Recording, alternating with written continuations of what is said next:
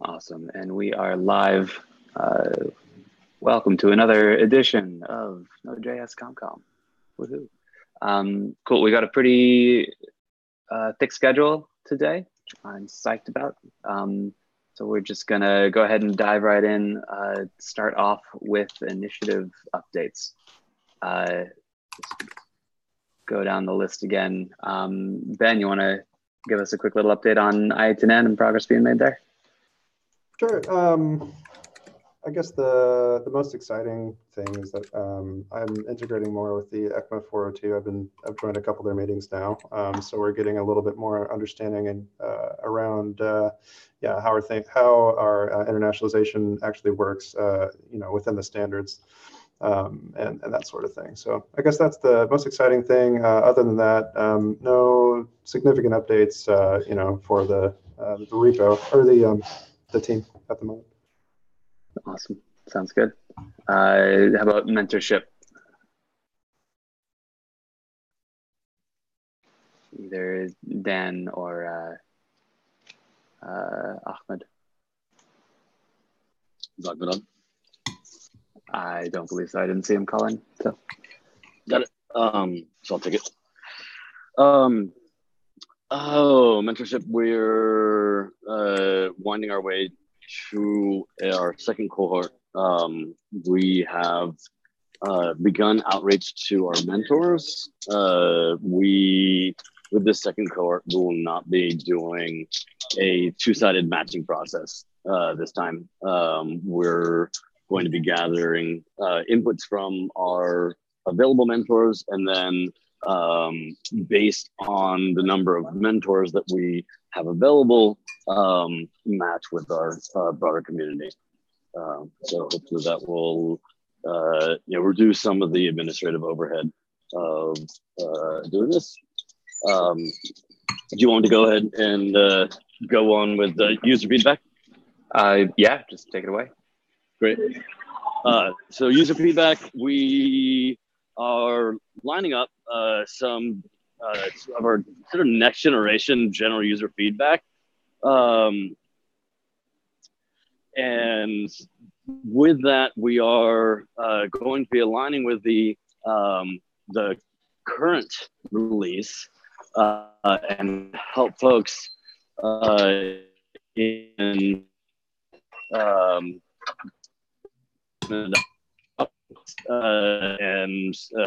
this current the transition to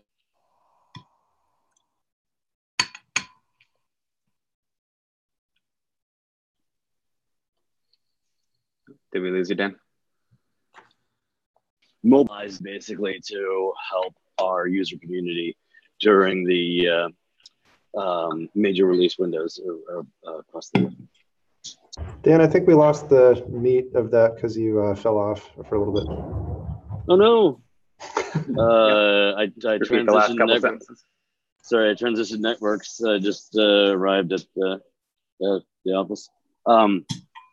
So the last little bit of user feedback is the general feedback sessions. We're working with some local meetups to align with the current and LTS release windows. So March, April timeframe, when we're shipping the next major version release, and then in October when we have the LTS release. Awesome. Glad to hear that's going along, and I'm excited to see how the new matching system goes for mentorship. That'll be a good system for how we're orchestrating it. Yeah, awesome. we've gotten a lot of help from the crew down at the JSLA, where they have a mentorship program that they've been running successfully. So it's been a great partnership. Great. Glad to hear that's going well. Very cool. We're going to be chatting about Node.js collection a little bit later in this meeting, so we'll skip over that initiative update. And then website redesign, we had an awesome meeting last week. We were joined by Glitch and as well as Miles, who are all calling in. We have a fun new deadline to hit early February, where we're going to get a single pager with getting started content out. It'll be a proof of concept of new look and feel and something to help drive submissions back, contributions back to the website redesign, and will also function as a place where we can continue iterating on new site IA as we keep doing the build out between now and June, which I am psyched for. And it's awesome that Miles was able to get us that opportunity and help us out with getting it, getting it on its way out, help push it forward. So I'm psyched about progress there. It's going to be good. And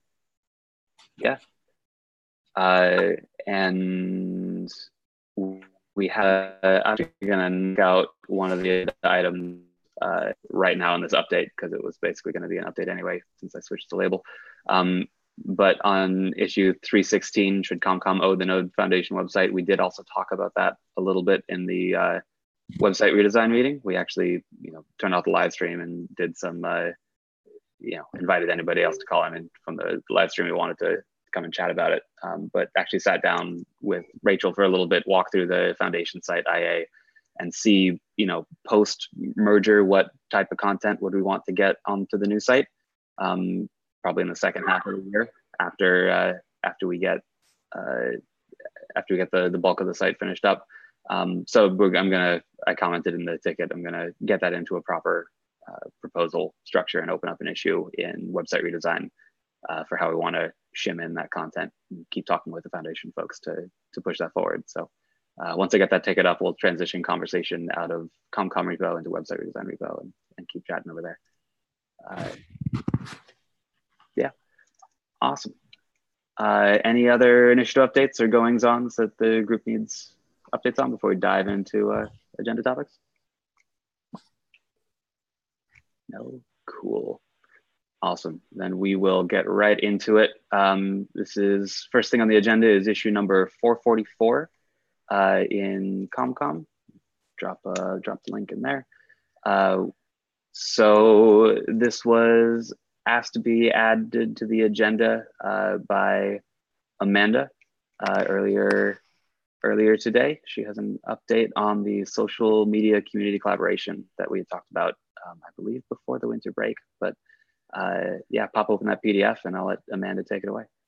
Perfect. Thank you, Adam. I appreciate it. Absolutely. I also shared a direct link to the Google Doc. It's the same document. So if anybody wants to click on that, I will touch base on a few of these. And this is an initiative that's happened with Zibby previously.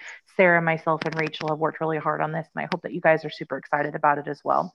So the intention here has three objectives. We really want to provide more community involvement and build technical content around our community involvement, and also help build out more job help opportunities via LinkedIn. So how do we do that? What is the best way to get involvement through this process? And what we came up with was a solution to have community involved co-chairs, have two specific social media co-chairs that would be providing technical content and or suggestions via a social media platform, which we were suggesting maybe doing social at node.js.org. And we would have them have direct access to our Sprout Social and be able to actually post out. We'd work together as a mini SWAT team, the four of us. By the four of us, I mean Rachel and myself, plus these two co-chairs, to make sure that we're enriching our social media experience with our community. One of the things I've noticed since I've taken over social media for Node.js is that our community is super involved and specifically likes to have thought-provoking content. So by having somebody that is well-versed in the technical side of things, plus our experiences, I think that this can make it really exciting, enriched social media experience. So I'm not going to go over every single line item, but you do have options here to look over. Our thought process is to have some guidelines. We want to make sure that our posts cannot be overly promotional of individual companies or personal services and technology. We want to keep it involved in terms of Node.js specific. We also want to post jobs that should be limited to Fridays on Node.js job opportunity roundups on LinkedIn. Suggestions are welcome for relevant members and ComCom co-chairs in regards to job opportunities, but we need to have an overall discussion to make sure that we're being fair in terms of that. The voice of the tweet should be helpful, humble, and hopeful to match our current social voice. And English does not have to be your first language, but you should be comfortable writing in English and showing strong understanding of English grammar. So those are our general guidelines. Also have some processes here on how we would do this. I've created a form template where it would just, submit some information about yourself, the amount of time you're able to devote to being a co-chair, and we'll be choosing our co-chairs based on inclusion, diversity guidelines, as well as, which is defined by gender, ethnicity, age, country of origin, by the Node Foundation, as well as ComCom co-chairs. So the co-chair position will last for about a quarter, and then we can open up to switch out so that there is an ever-going community involvement. So if you can't divulge yourself for an entire year, you don't have to worry about that. It's a 3-month commitment. I know a lot of us have full-time jobs and side projects. So having a 3-month commitment makes it a little bit easier task to swallow. And we've also been talking about offering some incentives in terms of this. So maybe some customized swag. And we're opening up to some ideas of what you might think might be a great incentive to become a co-chair, other than just the recognition and the excitement to be able to share out their social media. But, what are some ideas that you would like? We were thinking maybe some badges and some really cool specific swag. So I'm going to pause there and see if Sarah and Rachel want to add anything to this.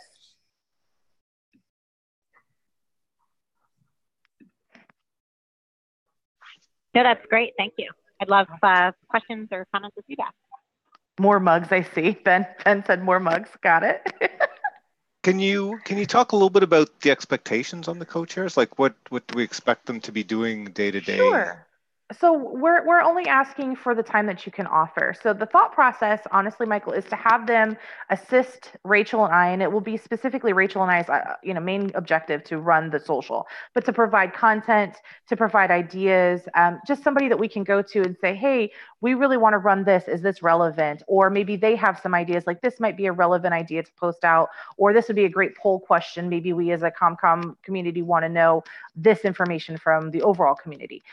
Just to have some knowledgeable involvement. Right. Okay. So it's basically to be part of the team, but not necessarily take on the day-to-day stuff, but help Correct. where they can. Right. Yeah. Okay. Correct. Yes. Makes sense. Yeah, and they'd be empowered to themselves post directly to Correct. social media accounts. Yeah. It sounds like, right? Yeah. They will have direct access to Sprout Social, which will have social media accounts, which is what I have. I don't have direct access to the mm-hmm. Twitter itself. I think it's smart that everybody has access to Sprout Social, so we can hold each other accountable and make sure things are getting posted in a proper manner. Awesome. Would it be on these co-chairs? We talked a little bit before the break about being able to kind of solicit social media posts from the general public, but really have this kind of gatekeeper to make sure that the content that we're putting out there, aligns with what Node wants to see on their social media accounts and our guidelines. Would it be on this co-chair to, if they wanted to take up that responsibility to kind of solicit content from others and be that funnel? Absolutely. For the community? Absolutely. And then we have social at node.js.org. So the community can always share to that. And that would be funneled to myself, Rachel, those of us on the Linux Foundation team, and the co-chair. So they'll have access to that email address. And we can filter through what will work for the social channels at that point in time. Awesome. So is that social at Node.js? So basically it's like, hey, if you want to get a tweet, something retweeted or promoted, you send the email, use that email. Is that... That's the overall thought process. We really want to see fully fleshed out tweets and articles, not just links to articles, some ideas. But yes, the idea is to send your suggestions. It's like a suggestion box. Send your suggestions to social at node.js.org, and the team will take it and run with it so that we're making sure that everybody's voice is being heard. Man, that's awesome. Great. Thank you. Yeah, and it sounds like I am too. So my initial reaction is we need some process support on the ComCom side as well to kind of make this a success from both ends. So possibly, because we're going to need whoever the co-chairs are, whether they're in ComCom or external to ComCom. There's going to be some processes that they need to be aware of and to get up to speed on. So having documentation on this in the ComCom repo proper about how this works. So as people engage from the community, engage with the community, like we can help be that funnel for getting co-chairs each quarter. Love that idea. Again, whether they're internal or not. So probably a spin out of this is whether it's a full-fledged initiative or just process documentation in our GitHub repo. Like we should have that counterpart on our side so that we can well, if anything, the documentation that's in this PDF should probably be in the ComCom repo somewhere, right? Mm-hmm. Yep. So we can probably spin out from that issue that I opened up and actually get this thing pulled in. Amanda, when you feel like it's fully drafted, like let's. Absolutely. And I'm going to put together some social media guidelines as well. Overall, just some best practices. So maybe that can help as well to install into that as well. Awesome. How are you envisioning? I want to move on to the next topic fairly soonish, but how are you envisioning this first cohort, this first round of co-chairs? So my hope is to have them, if you look down at the bottom, we have a process of becoming. My hope is to have them fill out the form. And then from there, we can discuss internally how we want to select based upon our overall processes. So I'm thinking Rachel, myself, Sarah, anybody from ComCom that'd like to join that conversation. Maybe we figure out who's going to have the best opportunity and has the most time within the remainder of this first quarter. Because I know we have about 2.5 months left in the remainder of this first quarter. So whoever has the most available time to devote to this might be the person we choose. Overall, we'd like to have 2 every quarter, so that they're sharing duties and that nobody's feeling overwhelmed with too much information or too much responsibility. So my thought process is to choose based upon who's available and who's willing to really grab this and run with it and help us kind of flesh out guidelines, because it'll be a live and learn situation where we're learning as we're going. And the first couple of co-chairs are going to be the ones that are really going to help us divulge and put together guidelines for future co-chairs. Awesome. I dropped a link to that form in the chat as well. Anybody listening on the stream, it's linked in the PDF that is linked in the issue. So yeah, I'm psyched to see this get underway. Awesome. Thank you guys so much. Yeah, this is really good. The one other question I'll ask is, in terms of social guidelines, you mentioned, like, what kind of scope did you have in mind for that? Is it for the people participating as a co-chair, or for people participating in the project, or like how broadly did you think you were going to scope that? We're probably going to do it very general, just some general best practices guidelines, and then we can scale depending upon issues that arise. I think being general in terms of just somebody who's not familiar with running social media, maybe they don't understand best practices. So I'm just putting together a really good best practices document, and we can scale it down on an individual basis as needed. Okay, thanks. No problem. Beautiful. Cool. Want to get on to the next issue because keeping on time here. This is number 435, kicking off the working group update blog series. So Rachel, there was you dumped a whole bunch of new links and process in here. Love an overview of that and what you need from us to keep this chugging along. Sure. So yep, I put some more information into the initial issue. And the feedback that we got from the last ComCom was we just need a little bit more process and a little bit more guidance around how we want the working group / team updates to work. And so basically what I've done is just kind of given a general overview of what we're hoping to accomplish. I've included an example that we have with the security working group. And just, general guidelines as far as how long we would like it to be, specific topics that we would want each update to cover that we felt, would be helpful. Obviously, this is open to feedback and discussion. Wanted to give a clear guideline on how a person could submit. And so we took the feedback to try a Google form, which is linked in the issue it's got a list of questions. If Google Forms aren't your deal, that's cool. You're more than welcome to send over a document and we can work that way. We're trying to give some options of what's going to work best, because I know that this is a ask of time. So then some expectations, what one can expect after you submit. Someone would be in touch with you, or we would start the process of getting it drafted and get all the review process together. And then another ask of this group was sort of expectation around like a content calendar, and maybe who the contacts would be for those different pieces of content. And so I have that linked as well in a spreadsheet. And so that's basically the rundown. Also based on the last time we talked, this is just there's a couple of bullets here that might be good places to start. And so really, I just kind of wanted to propose what the process and the guidance would be, and if there's anything missing or lacking, or we need a little bit more, I'm happy to continue chipping away at this until we have something that works and we can just kind of get the ball rolling on it. If I've missed anything, Sarah, let me know.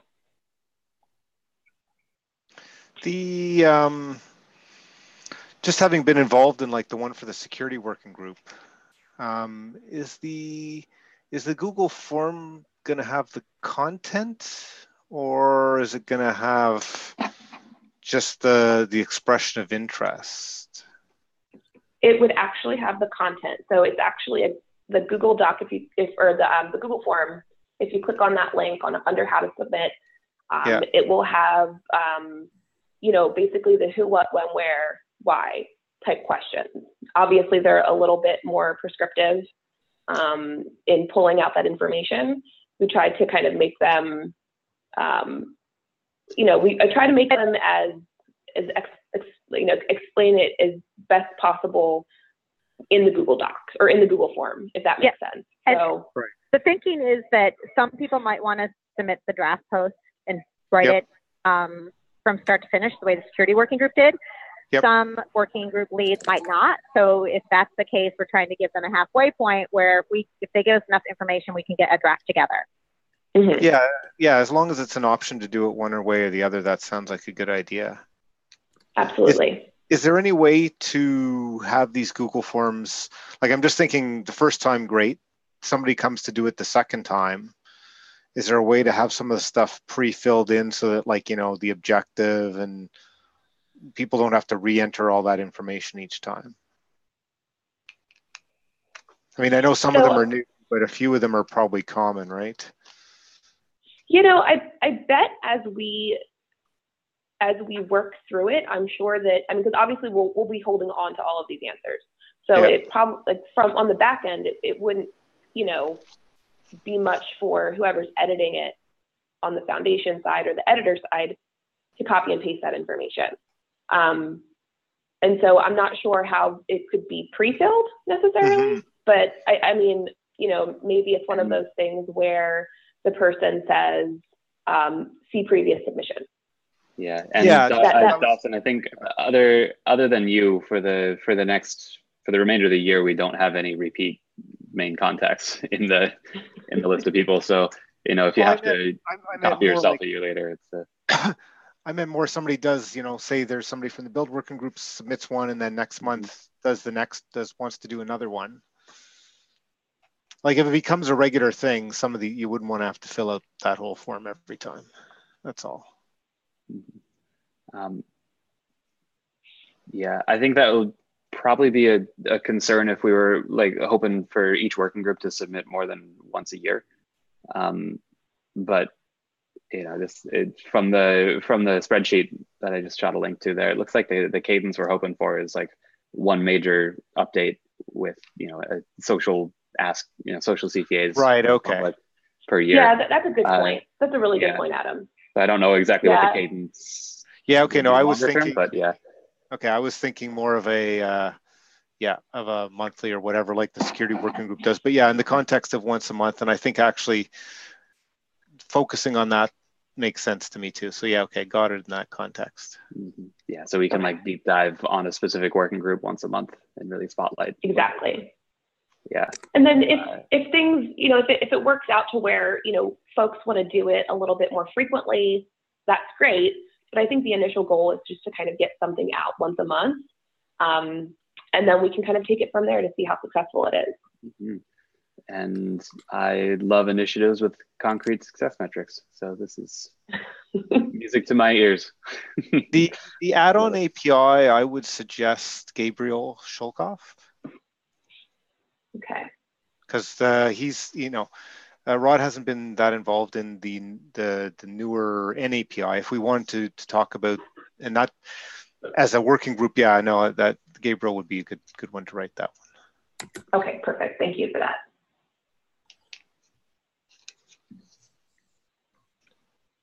Awesome. And I'm curious about the one that says Michael Rogers, because I haven't seen him involved in a while. Okay. Oh yeah, evangelism might be. Let's change that evangelism line item to just maybe ComCom. Okay. Evangelism hasn't really been a thing since ComCom came into being. Got it. Yeah, that's a good. Awesome. Good I'll make that update. Awesome. Okay. Cool. Awesome. Like to see that happen. And Yep. Mike, you're going to get to do this plan coming up because looks like benchmarking is up next. So. Yep. I'll be sending out an email after this call. Okay. Yeah, I will do get the ball rolling. Sure. Awesome. Thank you so much. Cool. Okay. In a similar vein, I kept this on the agenda since still have the tag on it. And want to make sure there just weren't any extra updates. If there aren't, I'll take the tag off for next week. This is number 439, Node.js collection next steps, which was a placeholder, I believe. Yeah, last meeting. Just to get an update from you, Rachel, on where this is heading. Do you have any significant updates here, or should we save this for when we take off the ticket, maybe close it and save it for later? Just two updates. One of the asks was to come up with a sort of a job description for what an editor, what we would require of an editor. And I am trying to get in touch with Tierney, and I've had a chance to chat with Manil. And so I'm trying to put together just a little bit of guidance around the ask of what we would want from an editor. And then in addition to that, I'm going to put together a reader survey that I would like to get feedback from y'all on, and just to kind of make sure that we're gathering the right information so that we know what our readers would like to read in the Node.js collection. So those are the two updates of where that's at, and I'm hoping to be able to post something a little bit more formal here in the next week or two. Beautiful. Let's post that when you get it on the issue here on 439. I'm going to remove the label and we'll bring it back for conversation if and when we need it. I'd love to see the deliverable. Same thing, like same as with the social media collaboration process. I'd love to see the whatever process or governance docs here PR'd into ComCom after we get them all drafted and happy. Yeah, so. Perfect. Thank you. Budget. Cool. Chugging right along. Issue number 423. So end of last year, we got a recommendation together for individual membership. And it kind of ended up with Tracy bringing it to the board for conversation. And us trying to figure out what next steps look like, what the needs are from ComCom, what we need to, and how we need to represent in Bootstrap, if at all, and where this process takes us in 2019. So Tracy, if you want to kind of give us the lowdown on where this left off and what you envision next steps look like. Yeah. So the culmination of a lot of work from folks this past year had us at a draft for the individual membership program, as well as a recommendation for the individual member director moving forward.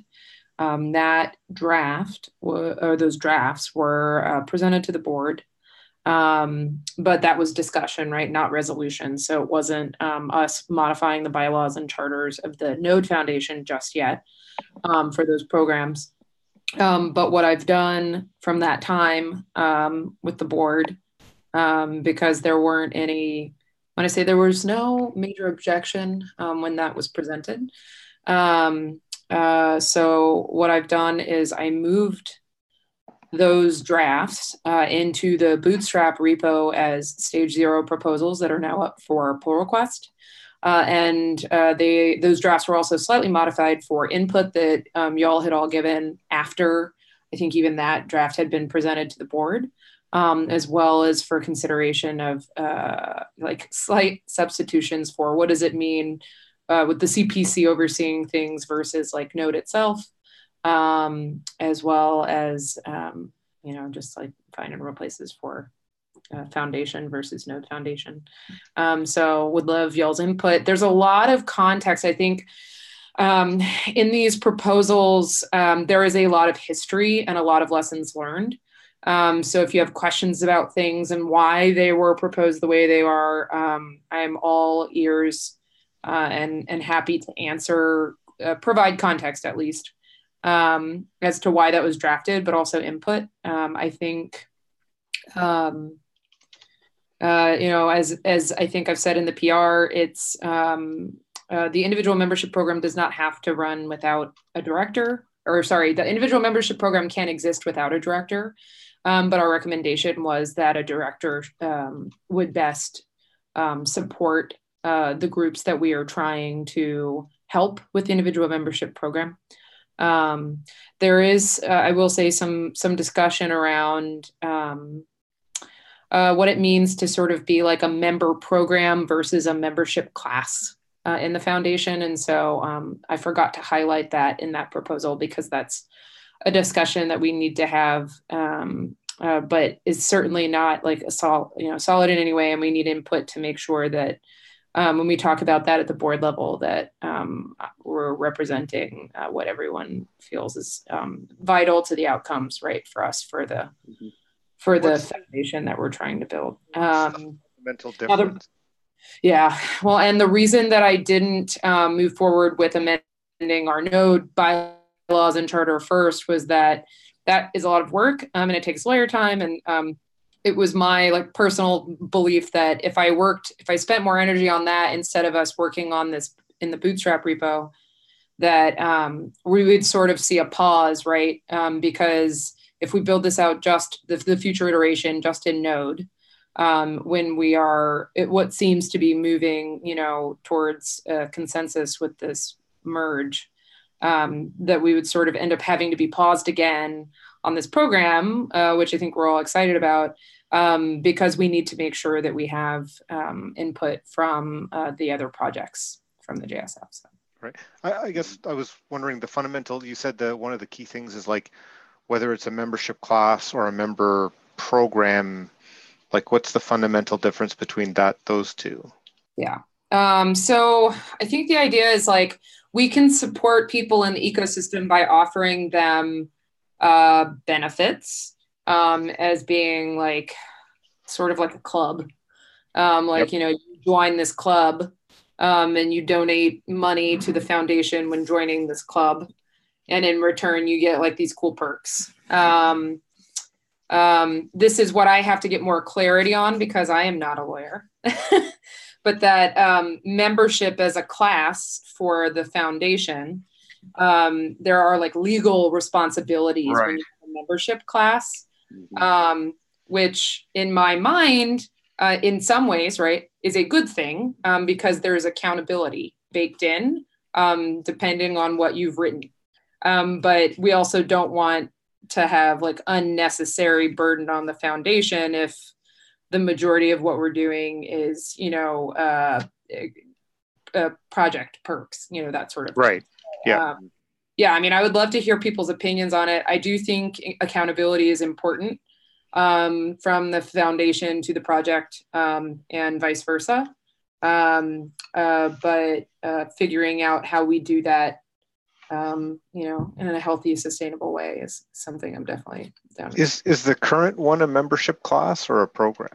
It's a membership class. The individual members it is a membership class right now. Okay. So there is precedence for it, which is why I don't think I would have thought much about this if we didn't already have that in existence. Right. Yeah, I hadn't even thought of that, like that it was you're formally part of the foundation. I was thinking of it more of a program kind of thing, but I understand now. So I think most people thought of it as a program, but when they set this up, I guess, Michael, they actually wrote it into the bylaws as a membership class, which isn't normal. But that's why, as we go to look at the merger, it's come up in discussion what to do. Because yeah, personally, it doesn't seem like that's necessary to me to make it successful or important, but yeah, it kind of gets to the core question of what's the intent of the program. And if it's to drive engagement and a feeling of co-ownership, then you don't need a separate membership class. If it's to literally like legally give some ownership away, then it should be a membership class. So like answering that question with the larger group, especially. Yeah, well, and I think a little more than that is if a member program is more of a customer service challenge versus like what you had just said, then that's one thing. But I do want to make sure that we are held accountable for the individual member program and like how our members feel towards that, right? Like I think one thing that we've seen clear, it's been acknowledged publicly, is that no one's very happy with the prior individual member program, right? Right. And I think there's a fair amount of like there could have been more accountability sooner. But yeah, I don't know if like if the membership class has to exist for that to be the case. Mm-hmm. Yep. So getting a little more out of the weeds on program details. I want to talk for a second about path forward and just make sure like so Tracy and I, we both kind of think like the right place for this process to continue forward seems to be in Bootstrap, especially given the impending merger coming up. And so what that would mean though is we're holding off on executing on the program in Node, like the Node project proper. Is that correct, Tracy? So we'd be shifting conversation with the kind of proposal it is. I'll admit I haven't gotten a chance to look at the PRs myself since you posted them. But skimming them, it looks like it does look like a direct lift of what was in our proposal in our documents. But to me that sounds like the right path forward. That kind of the general feel of everybody else here. I'd start by agreeing. The only thing I think we want to make sure we're comfortable with is like, are people who are interested in Node, for example, going to be just as interested to participate in like a foundation individual membership program versus a Node membership program? Yeah, I think that's something that needs to be worked on more, certainly, Dawson, is the how do we support the individual projects, right? Like from a membership perspective, it's like we talk about the CPC and how the work is going to be concentrated in various areas, right? There are going to be specific things that are going to have to be subcommittees because the group overall doesn't need to or care. But like with the foundation, I'm sure there are going to be people who are passionate about the specific projects and want to support them. Right. So there's the added challenge of supporting the whole foundation of projects, the umbrella, and then how do you, or do we need to have like, I would say it's more about like, and to me, what I would imagine though, is like, if you think about like from a perks perspective, the program and what we have offered in the details, I'm trying to think like from a user feedback perspective, we would want to make sure that we are asking questions and getting clarification and context from who is answering the questions to us to make sure that we're satisfying these groups. But from a perks perspective, like coming out, I'd be interested to see like, what would we need to offer, specific to certain projects? Well, some of the things we talked about, like, because I think it comes back to, I've heard the foundation described as just a place to host great projects. So it's like the real interest is in the projects. So, some of the things we talked about is like, for example, a channel to talk to the TSC members or the ComCom members or something, right? Mm-hmm.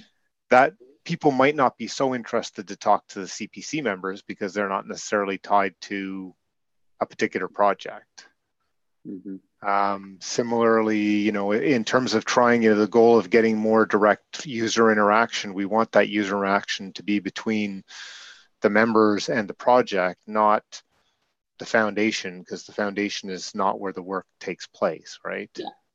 Right, but so it would also have to be, it's more coordination with the projects that want to participate in that too. We have to make sure. Yeah. So to me, it strikes me as more of a marketing problem as well. Like how you want somebody to be proud of supporting the project that they care about in the foundation. Right. So how do you make them feel as though what they've contributed to the individual membership program is going to help out the project and the foundation that they care about, and not the foundation as a whole?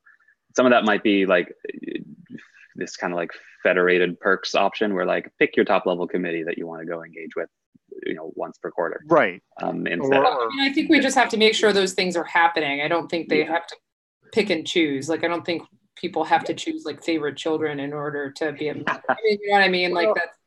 But some of one of the perks we discussed as well was being listed as a supporter on, you know, in one of the repos within the node project, and a repo there where who members could talk about things, right? I'm not sure that works as well as at the foundation level, right? Because you want, part of it was like you're excited about the project, how do I support the project? So, you know, the picking and choosing, it obviously doesn't have to be mandatory, but be able to, you know, maybe when you join the individual membership program, it's like, and I'm a supporter of these projects, you know, choose one or more. And then that flows through to what the benefits you get out of it. I'm not sure the right answers, but I think that's the one piece we need to figure out in terms of moving it up to the foundation level versus a project level. So it sounds like this may warrant a spin out discussion specifically on how to translate the proposal into this more, you know, this larger umbrella. That will probably be kind of like a joint effort between the Bootstrap group and the old individual membership subgroup that we had working on this proposal. Should we get you know, an hour on the calendar sometime in the next week or so to chat about that in greater detail and see if we can come up with a recommendation? Yeah, I think that makes sense. Awesome. I think what's there is a great start to get landed as something for people to, you know, PR and modify as a base and everything though. Yeah, 100%. Cool. That sounds like a good path forward to me. Awesome. Anything else to add on individual membership? Otherwise, we'll see you in the next meeting for it. Yay, meetings. Awesome. And we covered issue 316 in the website update. So that exhausts our written agenda, which is awesome. There was one more thing that Michael mentioned in the beginning. This is issue number 80 in Bootstrap, where we're kind of iterating on what the initial code of conduct for Bootstrap should be. Actually, Michael, do you want to give a quick elevator on what this issue is? A quick overview, and I think there is one thing we talked about that ComCom can maybe think about and help.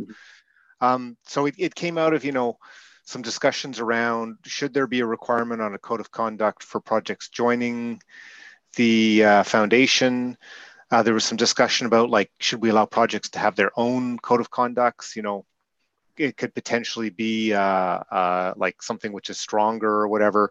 We did have some discussion though that in terms of the foundation supporting code of conducts and the enforcement and escalation process, there is some advantages to having just one for all the projects.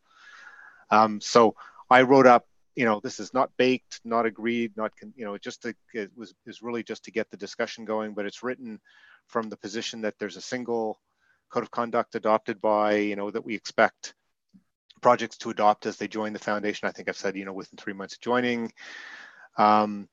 It's the contributor, you know, I've written it in as the contributor covenant, since that seems to have a fairly wide adoption. Enforcement is, I've tried to break it down into, there's going to be spaces which are the foundation spaces, and the CPC is sort of responsible for those. And then there's project spaces. So if people want to report an issue in the foundation spaces, it would be the CPC that would have responsibility for that. And the projects would be responsible for their own spaces, so they would, the requirements that are written are that, they have to have a contact, a way that the reports can be submitted. They have to be held, confidential. The reporter needs to be confidential, and there needs to be a response. But otherwise, the projects, for example, Node can retain its moderation policies, and the projects are expected to handle the day-to-day activity of enforcing that. Adding to that, there's it captures an escalation process that says, if somebody has a report and they're not comfortable reporting it to the CPC or to the leadership of the project for some particular reason, maybe it's a member of one of those groups they are complaining about, they can, or if they're not happy with the outcome of the process in one of those two places, there's an escalation path. And that escalation path is to, what I've called a code of conduct panel, which is basically a group of people from the foundation, from the board, and from the projects themselves. And they're, people who've been trained and who've basically, stepped up to participate in that escalation process, take those reports, and investigate and make a report. The key things really is that the projects, it's written in that the projects need to support that, that as part of joining, they've agreed to have a code of conduct, and they've agreed to participate and support that escalation process.